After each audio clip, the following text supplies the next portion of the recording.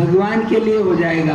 भगवान के लिए होने से भक्ति हो जाएगी और अपने लिए होने से कर्म तक यानी अपने तक रहेगा और वो कर्म हमारे को बंधन देगा।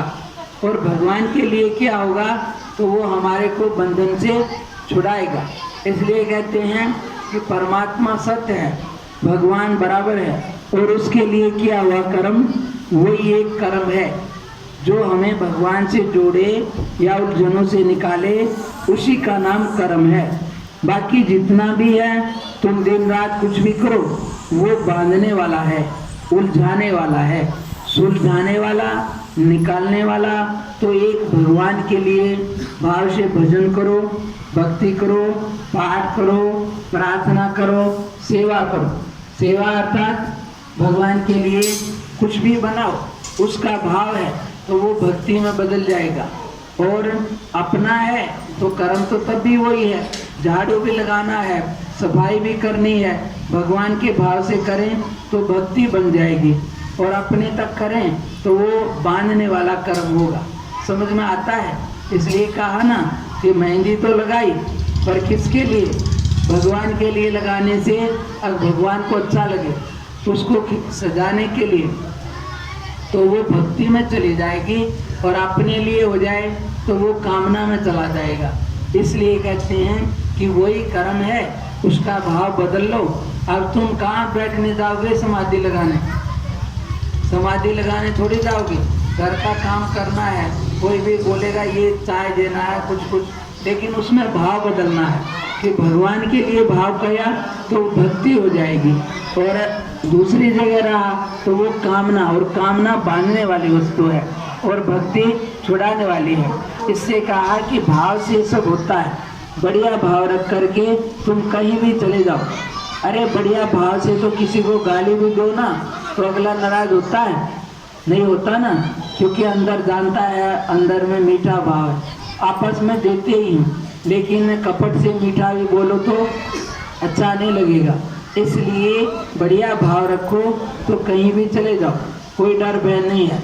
और कपट हो तो अपनी गली में और घर में भी डर लगेगा ना। तो ऐसा समझ करके ये भगवान का है। तो इससे क्या होगा कि भोजन बनाना, चाय बनानी, कुछ भी बनाना भगवान के लिए है, मेरे लाला के लिए है, बच्चे के लिए है।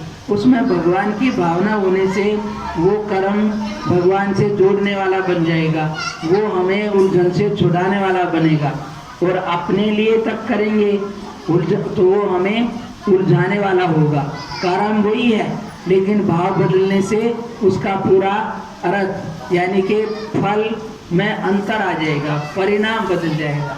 इसलिए भगवान के लिए किया हुआ कर्म सत्य, क्योंकि भगवान बराबर है। और दुनिया के लिए किया हुआ कर्म असत्य है। क्यों? क्योंकि दुनिया असत है। असत का मतलब क्या? कि यहाँ कुछ भी बराबर रहने वाला नहीं है। जितना जो भी कुछ तुम्हें दिखाई देता है ये सारे का सारा असत में आता है, क्योंकि कोई भी चीज़ बराबर नहीं रहेगी। कितना बढ़िया कोई भी चीज़ हो, कुछ समय के बाद अच्छी भी नहीं लगेगी और रहेगी भी। इसलिए कहते हैं कि इसके लिए कुछ भी करो तो ये असत में ले जाएगी, अशांति में देगी। लेकिन भगवान के लिए कैसे भी चलो तो वो बराबर रहने वाला है, सदा के लिए साथ देने वाला है, सच्चा है, तुम्हारा है, अपना है और तुम्हारे अंदर है। सब के अंदर है तो तुम्हारे अंदर भी है।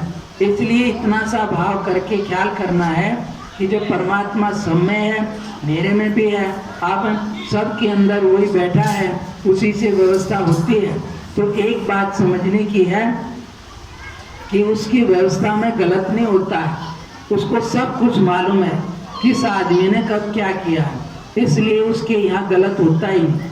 तो एक ही बात समझ ले जीवन में, और कोई भी कुछ बोले उल्टा सीधा आ जाए तो उस समय चुपचाप स्वीकार कर ले कि इसके अंदर भगवान बैठा है और भगवान सब जानता है। इसलिए जो भी आया है वो मेरा ही है और मेरे भले के लिए है।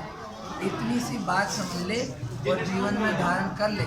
लाइट तो आ रही है, कहाँ से बंद हो रही बार बार? कल्याण हो जाएगा।